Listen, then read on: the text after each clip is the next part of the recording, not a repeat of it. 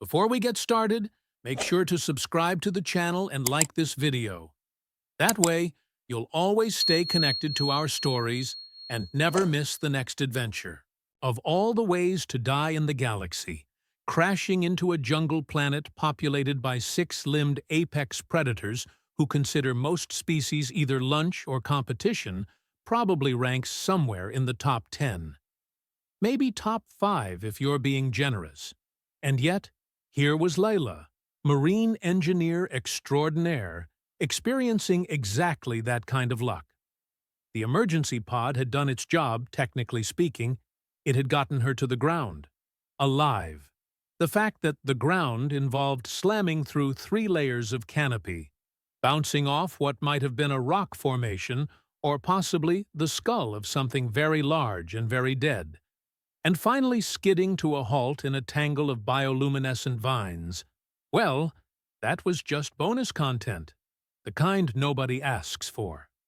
Lila dragged herself out of the wreckage, inventory-checking her body parts. 2 arms? Check.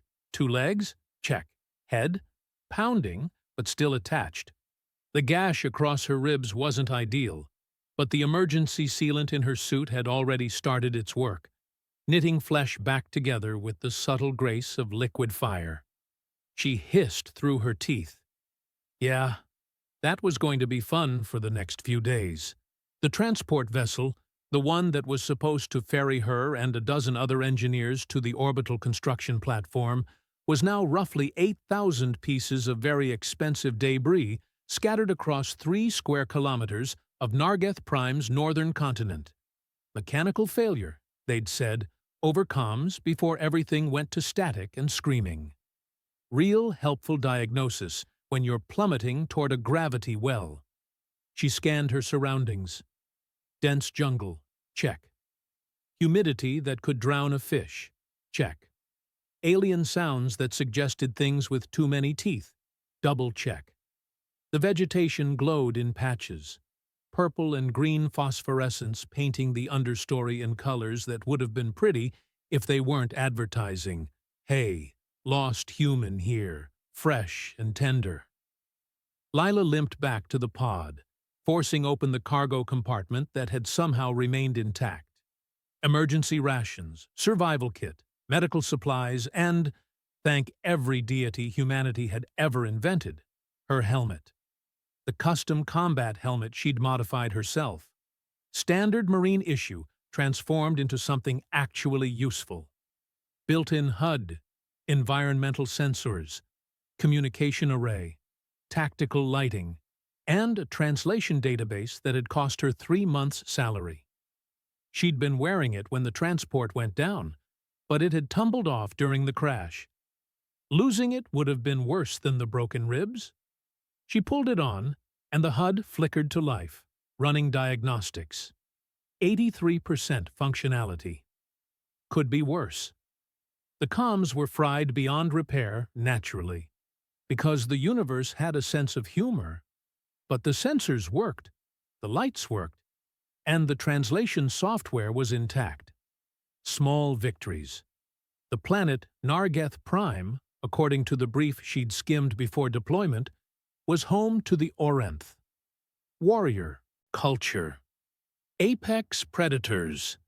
Resembled what would happen if a panther and a bear had a baby, gave it 6 limbs, iridescent fur that shifted colors based on mood, and multiple eyes arranged in a way that made depth perception less a skill and more an art form. They were honor-bound, territorial, and viewed most other species through a lens of, can I eat it? Or, will it try to eat me? Humans, fortunately, fell into the 3rd category. Too much trouble, probably poisonous. The Orinth had maintained neutral relations with human space, mostly because both species had enough sense to stay out of each other's way. Mutual respect, born from mutual capability for violence, the galaxy's most functional relationship model. Leela gathered what she could carry, fashioning a pack from torn pod lining. The jungle was already reclaiming the crash site, vines creeping toward the wreckage like curious fingers. She needed to move, find water, find shelter, and ideally find a way to signal for rescue before something with more teeth than sense found her first. She'd made it maybe 200 meters when she realized she wasn't alone. The first sign was the sound. Not the ambient noise of the jungle. That was constant. A symphony of clicks and whistles and things that might have been insects or might have been something much worse.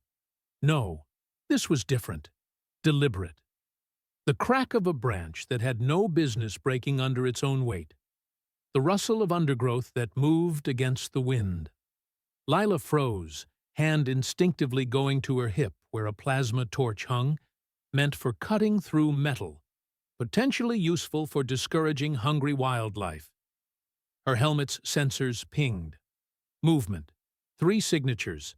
Small, relatively speaking, closing in from different angles. Coordinated. Wonderful. She turned slowly, and that's when she saw them. 3 Orinth cubs, emerging from the foliage with the kind of stealth that suggested they'd been practicing but hadn't quite mastered the art. They were juveniles, maybe equivalent to 8 or 10 human years if the xenobiology reports were accurate, but small was relative when each one was already the size of a large dog.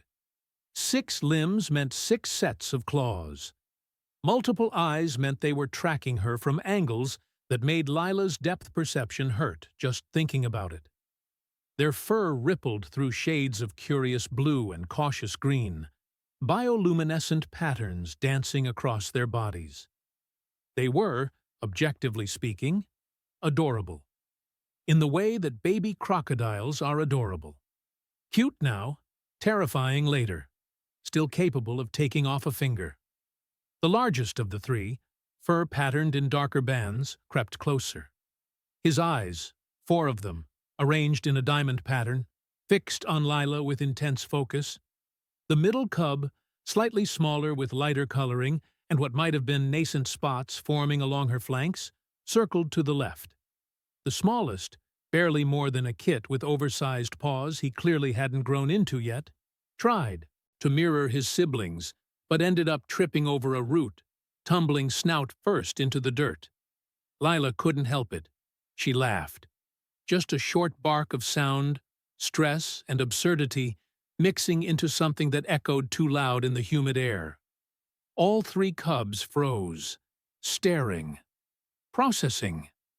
Then the smallest one chittered, a sound that Lila's helmet translated as something between curiosity and indignation.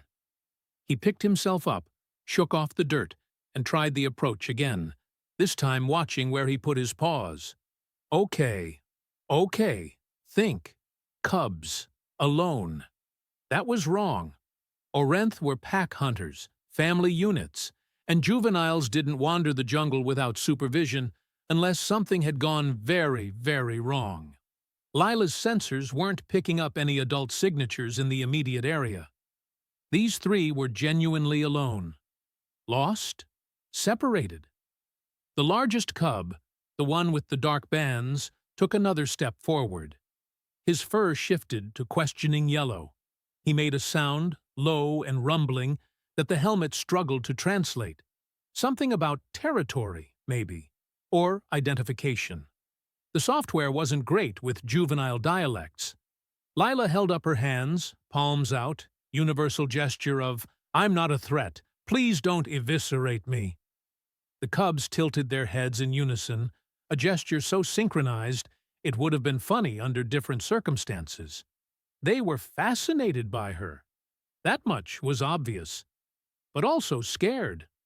Their fur kept flickering between curiosity and caution, bioluminescent patterns stuttering like faulty lights. They'd been taught something about humans, clearly. Probably dangerous, avoid, report to adults immediately. And yet, they hadn't run, hadn't attacked, were just watching. Lila made a decision that her future self would probably question extensively. She slowly reached into her pack and pulled out an emergency ration bar. High-calorie, nutrient-dense, and supposedly compatible with most carbon-based life forms according to the packaging.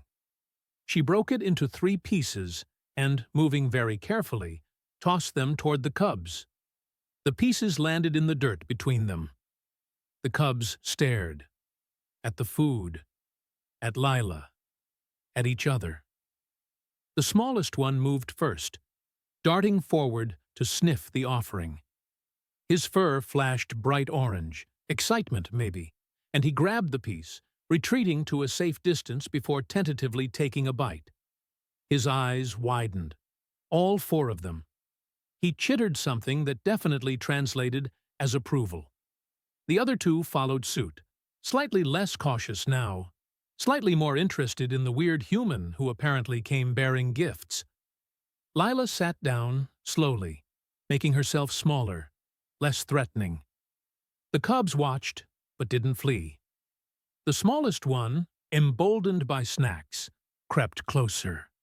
He was studying her helmet now, eyes tracking the tactical lights that blinked along its surface, the HUD display visible through the visor. He reached out one paw, claws partially extended, and tapped the helmet. The proximity sensor beeped. The cub jumped back 3 feet, fur flashing white, alarm, before curiosity overrode fear, and he crept forward again. Tap, beep, jump, repeat. It would have been annoying if it wasn't so ridiculously endearing. The middle cub, the female, vocalized something. The translation came through garbled, but Lila caught the gist. What is it? Can we eat it? Why does it make noise? The largest cub, clearly the leader of this small pack, approached with more dignity. He sat down directly in front of Lila, meeting her eyes with the kind of intensity that suggested he was making an assessment. Friend or foe? Threat or oddity? His fur settled into a pattern of neutral grays and blues. Decision pending. Lila smiled behind her visor. Lost, huh? Yeah, me too.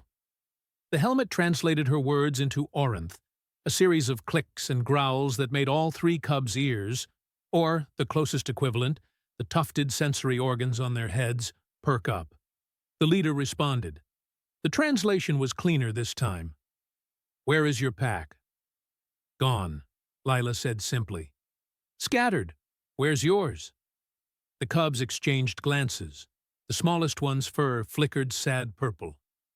The leader's jaw worked, fangs visible before he answered. Separated. Fighting. Different packs. Territory. Ah, that explained it.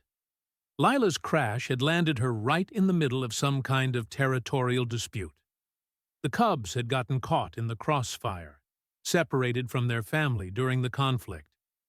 They were trying to find their way back, but juveniles alone in contested territory were vulnerable. Very vulnerable. This was not her problem. Lila had her own survival to worry about. She should gather her gear, pick a direction, and start walking.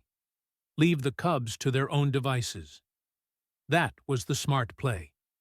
The smallest cub was trying to climb into her lap. Oh, for the love of... No, hey, you're heavy. Those are claws. Ow. He settled onto her legs, with the confidence of someone who'd never been told no, purring, actually purring, a sound like rocks in a tumbler. His siblings watched this display with interest. The leader's fur flickered with something that might have been amusement. Right, so much for the smart play. Distant sounds echoed through the jungle. Roars, adult roars, the kind that made the trees shake and small creatures flee. The cubs tensed, fur spiking, colors washing out to camouflage patterns. Those weren't friendly calls. Those were hunting calls. And based on the direction and the cubs' reactions, they weren't looking for lost children. They were looking for the intruder. The thing that had crashed from the sky trailing fire and metal. The thing that might be a threat to territory already under dispute. They were looking for Lila. The leader cub grabbed her sleeve with his teeth, gently but insistently, tugging. His meaning was clear. Move. Now. Not safe. Lila scooped up the smallest cub, who made a sound of surprise and delight, and followed as the three of them led her, deeper into the jungle, away from the roars, toward something they seemed to think was safer. An abandoned watchtower, as it turned out. Orinth construction, half-collapsed but still structurally sound enough to provide shelter. The cubs had clearly been using it as a hiding spot, a temporary den while they figured out how to get home. Lila set down her gear and looked at her unlikely companions. 3 lost predator cubs and 1 very lost human engineer. The galaxy had a terrible sense of humor. But as the smallest cub curled up against her side, still purring, and his siblings arranged themselves around the perimeter in unconscious defensive positions, Lila thought maybe, just maybe, terrible wasn't the same as bad. Just complicated. Very, very complicated. Night on Nargeth Prime was less peaceful darkness and more everything that wanted to kill you during the day now has the advantage of invisibility. The jungle came alive with sounds that Lila's helmet classified as either concerning or extremely concerning, which was about as helpful as a map labeled, "Here be dragons." The watchtower, despite its half-collapsed state, was defensible. Orinth engineering favored function over form, all rough stone and strategic sight lines. Lila set about reinforcing the weakest points, using debris from the structure itself to shore up gaps. The cubs watched with the intensity of students observing a master, which was hilarious considering she was just making it up as she went. The largest cub, the one Lila had mentally started calling Reko based on the pattern of his fur, mimicked her movements. When she tested the stability of a stone, he tested a different stone. When she wedged a support beam into place, he tried to move a beam twice his size, failed spectacularly, and looked offended by physics. The middle cub, Nemira, named for the nimble way she navigated the rubble, had appointed herself inventory master. She'd dragged all of Lila's supplies into a corner and was organizing them by some system that made sense only to her. Rations here, medical supplies there, random bits of metal sorted by size. It was oddly meticulous for someone with paws. The smallest cub, Jath, had discovered that Lila's emergency blanket made crinkly sounds when stepped on. He'd been stepping on it for the past 20 minutes, delighted by each crunch. His siblings periodically shot him looks that translated across species as, "You're embarrassing us." Lila finished securing the entrance, a makeshift barrier that wouldn't stop a determined adult Orinth, but might slow one down enough to matter. She sat back, ribs aching, and pulled off her helmet to wipe sweat from her forehead.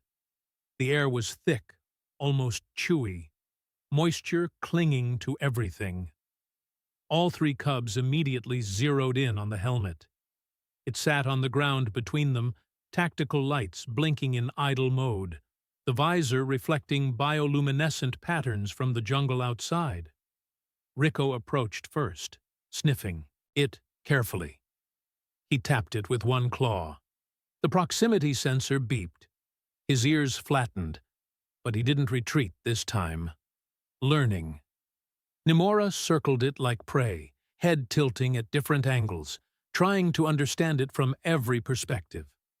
Her fur rippled through analytical colors, greens and blues mixing in thoughtful patterns.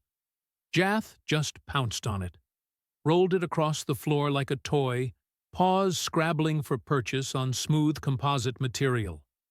The helmet tumbled, lights flashing wildly, HUD projecting random data across the stone walls. Jath froze, staring at the light show he'd created, utterly mesmerized. "Careful with that," Lila said, more amused than worried. It's the only thing keeping me from being completely helpless out here. Her words translated through her suit's backup vocal processor, less sophisticated than the helmet's system, but functional. The cubs understood enough. Rico carefully extracted the helmet from Jath's grip and brought it back to Leela, setting it down with ceremony. His expression, as much as a multi-eyed alien predator could have an expression, seemed almost apologetic. "Thanks," Lila said, genuinely touched. She pulled the helmet back on, and the HUD resumed its normal functions, displaying environmental data, structural integrity of the tower, and energy signatures in the surrounding area. Multiple signatures. Moving. Converging. Leela's blood went cold. She killed the external lights, plunging the tower into darkness except for the bioluminescence. The cubs sensed her tension immediately, falling silent, bodies lowering into hunting crouches they probably learned from watching their parents. Through the gaps in the walls, Lila watched shapes move through the jungle. Orinth. Adults. 3 of them. Maybe 4. Her helmet's translation software picked up fragments of their communication. Debris trail leads here. Offspring of Garitha's pack. Eliminate before they can return. Oh, that was bad.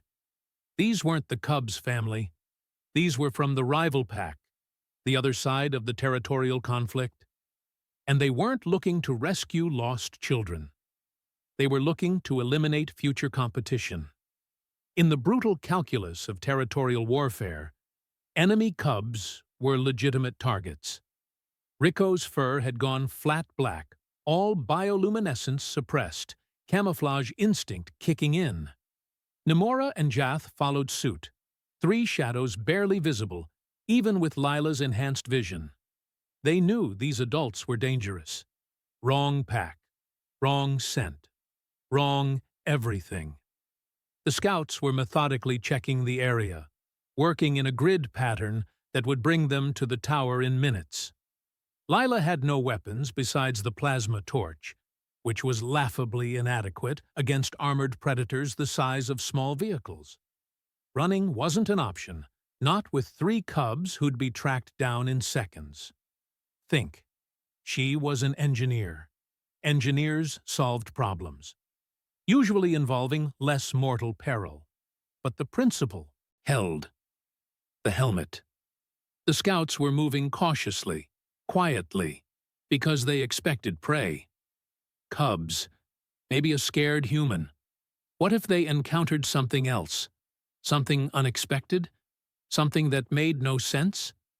Leela grabbed Rico, who tensed but didn't resist. She pulled off her helmet and, moving quickly before she could reconsider this absolutely insane idea, placed it on his head. It was comically oversized. Rico's head disappeared into it, the visor somewhere around his chest, the whole apparatus wobbling as he tried to figure out what just happened. His siblings stared. Lila could practically hear their thoughts. What is she doing? Has the human lost her mind? Is this a human thing? Lila activated the external speakers, scrolling through the sound database. Orinth vocalizations, territorial challenges. She needed something that would give the scouts pause. There. She uploaded a custom sequence, amplified it through the speakers, and triggered playback. The sound that erupted from the helmet was the Orinth equivalent of a battle cry, the kind adult warriors used during formal combat challenges. It echoed through the tower and into the jungle, impossibly loud from such a small source. The scouts froze. Lila watched through the walls as their postures shifted from hunting mode to combat-ready confusion. She triggered another sound, then another. Overlapping challenges, different voices, creating the auditory illusion of multiple adult warriors in the immediate vicinity. The helmet's acoustics bounced the sound around the tower's interior, making source direction impossible to pinpoint. Rico, still wearing the helmet, seemed to understand. He stood taller, the oversized headgear wobbling but staying in place. His siblings flanked him, forming a defensive line. They couldn't see the scouts, but they could sense them. Instinct. Lila added one more element. She activated the helmet's tactical lights, all of them, high-intensity mode. Beams of brilliant white light shot through the gaps in the tower walls, sweeping in random patterns like searchlights. Combined with the amplified battle cries, it created a scene of chaos. Something was in that tower. Something with technology. Something that sounded like it was ready for a fight. The scouts conferred in rapid clicks. The translation was fragmented, but Lila caught enough. Unknown combatants? Technology signatures. Not worth the cost. Report back. They withdrew. Not fleeing, too disciplined for that, but executing a tactical retreat. Whatever was in that tower wasn't easy prey, and scouts didn't engage unknown threats without backup. Lila waited until the energy signatures disappeared from her HUD before killing the lights and sounds. Silence rushed back in, broken only by heavy breathing. Hers and the cubs. Rico shook his head, trying to dislodge the helmet. It tumbled off, clattering across the stone floor. He stared at it, then at Lila, then back at the helmet. His fur flickered through a dozen colors, processing what had just happened. They'd faced a threat, a real one. And the helmet, this strange human thing, had been part of their defense. It had made them seem bigger, more dangerous, more organized than 3 cubs and an injured engineer had any right to be. Nimora approached the helmet cautiously, sniffed it, and then did something Lila didn't expect. She picked it up carefully in her jaws and brought it to the entrance of the tower. Set it down. Sat next to it. Her posture was unmistakable, even across species. Guard position. Jath immediately moved to join her, taking up position on the other side of the helmet. His stance was less refined, more enthusiastic puppy, but the intent was there. Rico looked at Lila, intelligence burning in his multiple eyes. He vocalized something, and the translation came through clear. We guard. You rest. This helps guard. He meant the helmet. They understood. The helmet wasn't just a tool. It was a symbol. It meant awareness, readiness, defense. It meant standing watch. Guard duty. Lila felt something crack in her chest, the emotional kind of crack that humans get when confronted with loyalty they haven't earned and don't deserve. These cubs, lost and scared and way too young for any of this, had decided she was Pack. And Pack protected each other. Yeah, she said quietly, her voice rough. Yeah, okay. You guard. I'll rest. We'll take turns. The cubs settled into their positions, 3 small shadows backlit by alien stars, visible through the collapsed sections of the tower. The helmet sat between them, lights blinking softly, a tiny beacon in the dark. Lila lay back against the cold stone, ribs protesting, exhaustion pulling at her consciousness. She should stay awake, should maintain watch herself, should be the responsible adult human. But the cubs were watching, vigilant, serious in that way. Only young things taking on grown responsibilities can be serious. So Lila let herself sleep, trusting predators barely old enough to hunt, protected by nothing more than ancient stone and the belief that a helmet could make them invincible.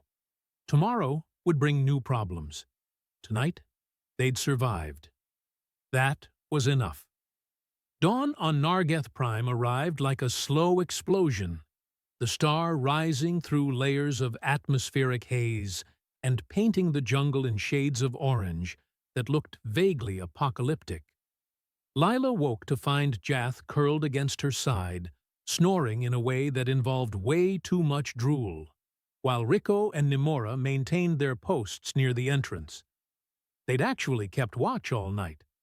The helmet sat between them, passed back and forth at some point during the darkness, because now it was Nimora wearing it.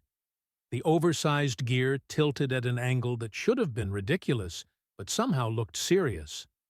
The Cubs had invented shift rotation, without being told, without being shown. They'd just figured it out. Lila sat up carefully, and Jath immediately woke, making a sound that translated roughly as 5 more minutes. Universal, constant. Younglings hated mornings regardless of species. Up, Lila said, poking him gently. We need water, food, and a plan that isn't hide in a tower forever. Rico turned at her voice, and his fur did something complicated, flickering through patterns that the helmet struggled to interpret. Relief at seeing her awake, mixed with something else. Concern? Urgency? He vocalized, and the translation came through fractured. Sounds in the night. Movement. Closer now. Right. The scouts had retreated, but they'd also reported back, which meant more Orinth knew about this location, about the Cubs, about Lila. Staying here was a timer counting down to violence. Lila gathered her gear, checking supplies. Rations were running low. Water was becoming critical. Her suit's recycling system could only do so much, and the Cubs needed hydration too. The jungle had water, obviously. Everything was practically drowning in humidity, but finding a safe source was the trick.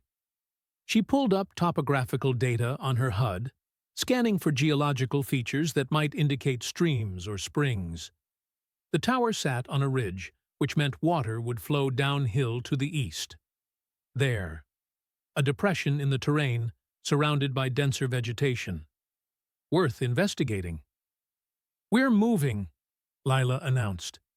The Cubs understood tone, if not all the words. Nimora carefully removed the helmet and brought it to Lila. But Lila shook her head. Keep it. Take turns. You're on watch while we travel. Rico's ears perked up. The concept clicked. They weren't just hiding anymore. They were mobile, active, and the helmet was part of that. Part of staying safe. He took it from Nimora, settling it onto his head with the careful reverence of someone handling sacred artifacts, and moved to point position. They traveled in formation without Lila suggesting it. Rico ahead with the helmet, using its sensors even though he couldn't read the HUD, just responding to beeps and lights. Nimora on the left flank, Jath on the right, both scanning the jungle with the intensity of predators who'd learned that threats were real and everywhere. Lila in the center, protected, which was both touching and slightly embarrassing. The jungle was alive with morning sounds, creatures calling territory, hunting, or just announcing their continued existence. The Cubs navigated the terrain with natural grace, 6 limbs giving them options Lila's bipedal design couldn't match. She followed their path, trusting their instincts about which routes were safe. They'd been traveling maybe 30 minutes when Rico stopped, the helmet's proximity sensors going wild. His fur flashed warning red. The other Cubs dropped into defensive crouches. Lila heard them before she saw them. Heavy footfalls, multiple sources, moving with purpose. Adult Orinth emerged from the jungle ahead, blocking the path. But these weren't scouts. These weren't the rival pack. The lead figure, a massive female with fur like storm clouds and scars that told stories of battles won, radiated authority that made the air feel heavier. The Cubs reacted instantly. Jath bolted toward the lead female, chittering frantically. Nimora followed, both of them pressing against the adult's legs, sounds pouring out that needed no translation. We're here. We're safe. We found you. Family. This was their pack. Their actual family. Rico stayed at Lila's side, torn between running to his family and maintaining his guard position. The helmet was still on his head, lights blinking, making him look like the galaxy's smallest, most overdressed warrior. The adult female, the matriarch, stared at Lila with eyes that could calculate threat assessment and trajectory prediction simultaneously. Her pack flanked her, 6 more adults, all battle-ready, all evaluating this human who'd somehow acquired their missing cubs. The matriarch spoke, voice like grinding stone, and Lila's suit processor translated, "You are the Skyfaller, the intruder. You have our young." Not a question, an accusation. Lila raised her hands slowly, non-threatening. "They found me. After my crash. We helped each other, survived together." The matriarch's gaze shifted to Rico, still standing guard, still wearing the helmet that was absolutely not Orinth technology. Her fur rippled through colors that suggested she was experiencing several emotions at once, and wasn't sure which to prioritize. "Why does my firstborn wear your battle helm?" Battle helm. That's what she thought it was. Not entirely wrong, actually. "He earned it," Lila said simply. "They all did. Kept watch. Defended against scouts from the other pack. They understand guard duty now." The words hung in the humid air. Several adult Orinth exchanged glances, fur flickering with communication Lila couldn't fully read. Guard duty was significant. She remembered that from the cultural brief. A ritual, a rite of passage for adolescents entering warrior training. It was never started this young. Never. The matriarch approached slowly, each step deliberate. She stopped in front of Rico, looking down at her son wearing alien technology, standing at attention like he'd been doing this his whole life, instead of just one terrifying night. "Remove it," she commanded. Rico hesitated, looked at Lila. She nodded. He carefully took off the helmet and set it down, but he didn't move from his position, still guarding. The helmet was just a tool. The stance was his. The matriarch's fur shifted to something softer. Pride, maybe. Concern. She turned back to Lila, and when she spoke again, her tone had changed. Less accusatory, more curious. "I am Goritha. These young are of my pack. The territorial conflict separated us. For 3 days we have searched. You kept them alive." "They kept me alive too," Lila said honestly. "Your cubs are remarkable, smart, brave, way braver than they should have to be." Goritha's expression, as much as Lila could read it, suggested agreement. "The conflict continues. Resources grow scarce. Water sources are contested. The rival pack claims territory that has been ours for generations. We are losing ground." There was exhaustion in her voice, the kind that came from fighting a battle she knew she couldn't win. Not through combat alone. Lila's engineer brain kicked into gear. Water scarcity. Territorial conflict over resources. She pulled up the topographical data again, studying the geological formations with new context. Nargeth Prime had volcanic history, which meant porous rock layers, which meant underground aquifers, Lila said, thinking out loud. "You're fighting over surface water, but there's probably massive reserves underground. You just need to access them." Goritha tilted her head. "Explain." Lila gestured to the landscape, trying to translate geological concepts into terms that would make sense. Water seeps down through rock, collects in layers beneath the surface. My helmet has sensors that can detect it, find it.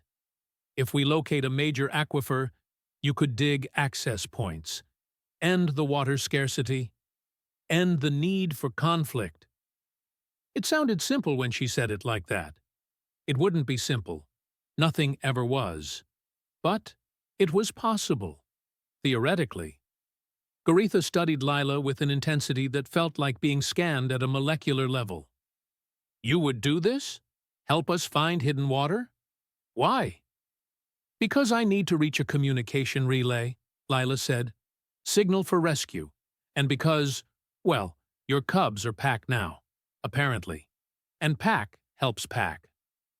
The words felt ridiculous saying out loud, but they were true. 3 days with these cubs, and somewhere along the way, her survival instinct had gotten tangled up with making sure they survived too. Goritha made a sound that might have been laughter, or might have been something else entirely. The young have claimed you. This is unusual, but not without precedent. She paused, considering. I will agree to your proposal. Find water, and we will guide you to the relay station. But there is a condition. Of course there was. Nothing was ever simple. The young have learned guard duty from you, Goritha continued. This is sacred knowledge, not to be taught lightly. But they have learned it. They have internalized it. And now all pack young must learn. You will teach them. Proper protocols, proper discipline, as you taught these 3. Lila blinked. You want me to, what, run a boot camp for your cubs? If that is the human term, yes. Behind Goritha, the other adult Orinth had gathered their own young, cubs of various sizes emerging from the jungle where they'd been kept safe during the reunion. There were at least a dozen of them, maybe more, all staring at Lila with the same intense curiosity their species seemed to specialize in. This was insane. This was beyond insane. Lila was a marine engineer, not a drill instructor. She fixed things, built things. She didn't train alien, predator cubs in military discipline. Rico picked up the helmet and brought it to her, setting it down at her feet. His fur was hopeful yellow. His siblings flanked him, equally expectant. Behind them, the other cubs crept closer, drawn by curiosity and the promise of something new. Lila looked at the helmet, looked at the cubs, looked at Goritha, who was waiting for an answer with the patience of stone. All right, Lila heard herself say. All right, fine. But we do this properly.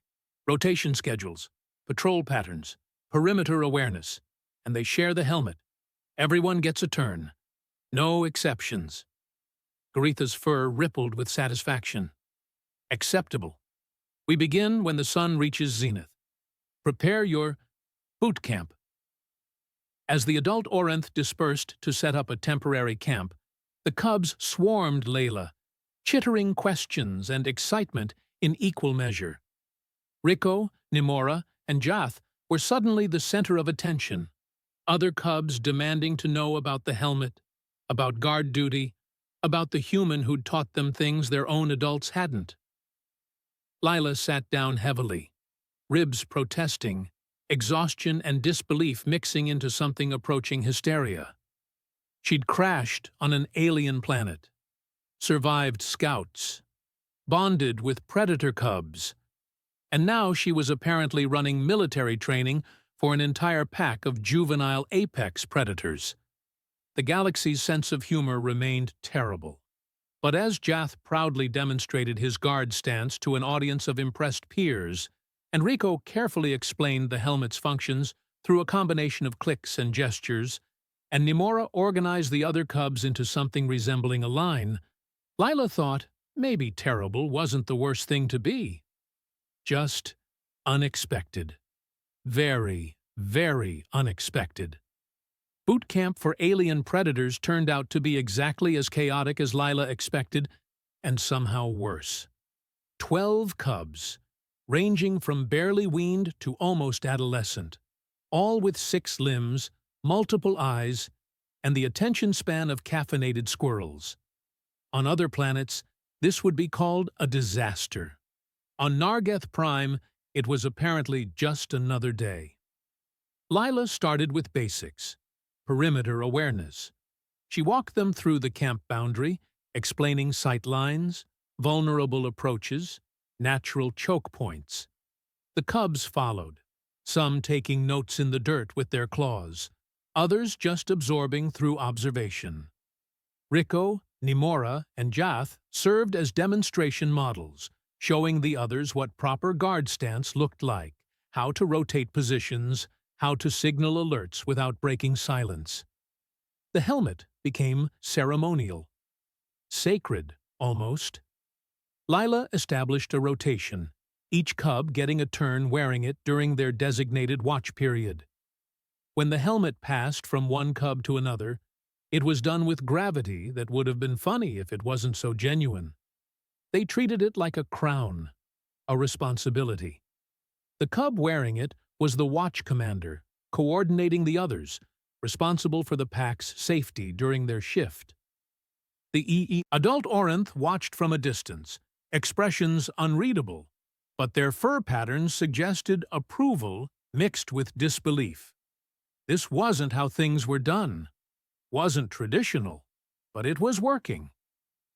On the third day of training, Lila's helmet sensors finally located what they'd been searching for. A massive underground aquifer running beneath the contested territory, deep enough that neither pack had detected it through conventional means.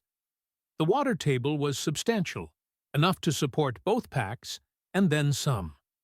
She marked the location, calculated optimal drilling points, and presented the findings to Goritha.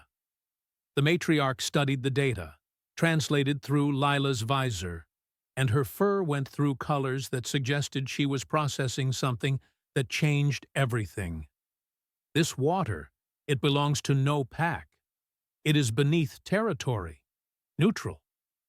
Exactly, Lila said. Neither pack can claim it was theirs first. Its new resource, shared resource. Goritha made a sound like grinding gravel. The rival pack will not accept this easily. They will see deception.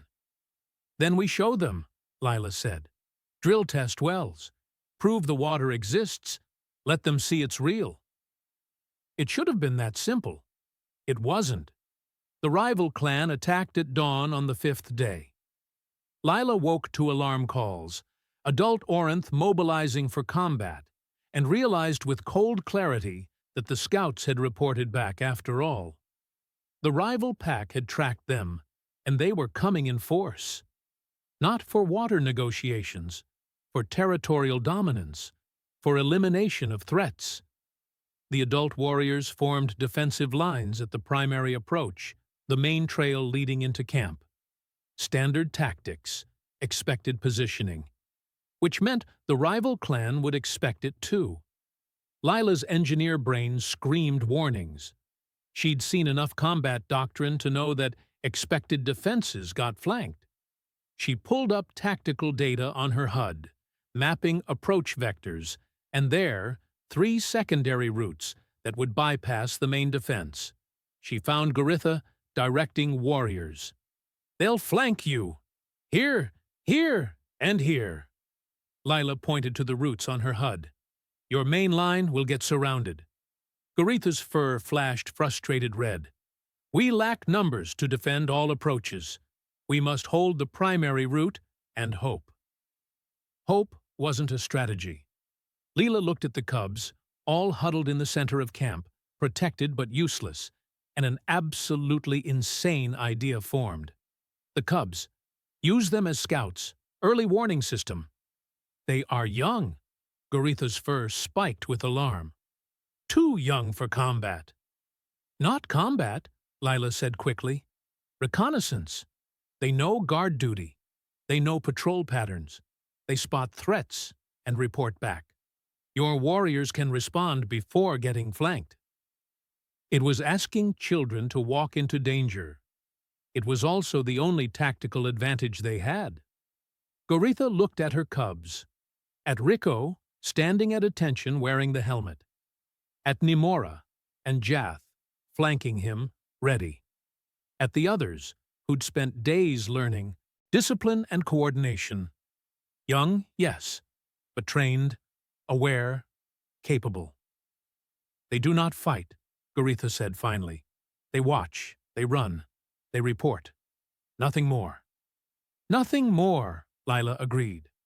The cubs deployed to the 3 flanking routes, groups of 3 and 4, rotating the helmet between positions.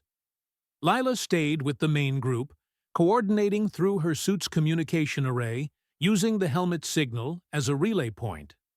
The rival clan came like a storm. Their main force hit the primary defense exactly as expected, warriors clashing in displays of strength and tactical positioning. But their flanking teams moved through the jungle on the secondary routes, confident in their element of surprise. They didn't have it. The cubs spotted them first. Rico's group on the eastern approach, signaling the moment adult warriors appeared in the underbrush. Nimora's team on the northern route, counting enemies and relaying numbers with surprising accuracy.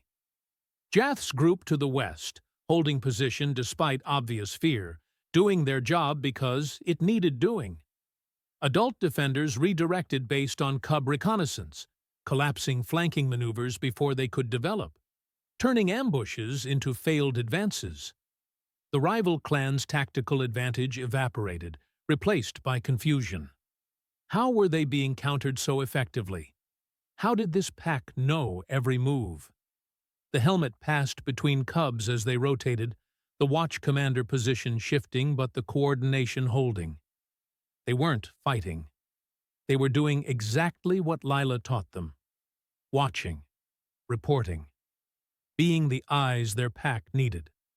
The rival clan's advance stalled, then broke.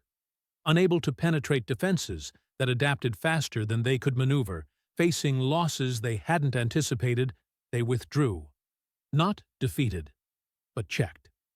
Held to a stalemate that proved neither side could achieve dominance through combat alone.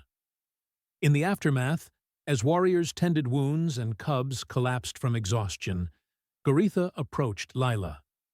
Her fur was contemplative silver, processing something significant. You have taught them something we could not. Not individual strength, coordination, awareness. They were not warriors today. They were something new. They were good, Lila said simply. That's what they were. Goritha made a sound that might have been agreement. The rival pack will seek negotiation now. We have proven we cannot be easily removed, and you have proven water exists beneath our feet. Perhaps there is path forward that does not require more blood. Perhaps, Lila said. The helmet sat between them, scuffed and dented, lights still blinking faithfully. A piece of human technology that had become something else entirely. A symbol, a tradition. A bridge between species that shouldn't have worked but did anyway. Goritha kept her word. Once negotiations opened, once test wells proved the aquifer's existence, once the rival pack agreed to shared water access, she guided Lila to the E-key Chaktu communication relay. The signal went out. Rescue was coming. Lila should have been relieved, should have been counting hours until extraction. Instead, she stood at the camp perimeter, watching cubs conduct shift change with ceremony they'd invented themselves, passing the helmet like a sacred trust. You are packed now, Goritha said, appearing beside her. This is not easily unmade. I know, Lila said, but I have to go back, my people, my life. And yet, you leave something behind. Goritha gestured to the cubs. They will continue this, what you taught. It will spread. All packs, all cubs, will learn guard duty your way. You have changed us. Lila tried to remove her helmet, to give it back to the cubs properly, to make it official. Rico stopped her, pushing it back with gentle insistence. His meaning was clear. It was theirs now. Had been theirs from the moment they'd stood watch in an abandoned tower. 3 lost cubs pretending to be warriors. So, Lila left it, walked away from the camp with nothing but her suit and a jury-rigged communicator, watching over her shoulder as the cubs maintained their posts, the helmet passing between them, a tradition born from chaos and kindness. Months later, When human contact teams finally established formal relations with Nargeth Prime, they reported something unusual. Every Orinth cub, across every pack, every territory, wore makeshift helmets during guard duty. Carved stone, woven fiber, beaten metal, whatever materials they could craft, all modeled after a design none of them could explain the origin of. One pack, when asked, brought out the original. A battered human combat helmet, maintained with reverence, never worn anymore but displayed like a relic. They couldn't explain where it came from. Wouldn't explain. Some knowledge was pack knowledge. Private. Sacred. The galaxy had a sense of humor. Terrible, yes. But sometimes, just sometimes, terrible led to something worth keeping. Somewhere in human space, Lila received reports of the helmet phenomenon, read about Orinth cultural shifts toward coordinated defense tactics, and smiled despite herself. Guard duty, universal constant. Teach it to one species, and apparently it becomes tradition. She hoped the cubs were still taking it seriously, hoped they remembered. Deep in Nargeth Prime's jungles, Rico stood watch. No helmet needed anymore, teaching younger cubs the proper stance, the awareness, the discipline a human once taught him. He remembered. They all did. Pack was pack, even across stars.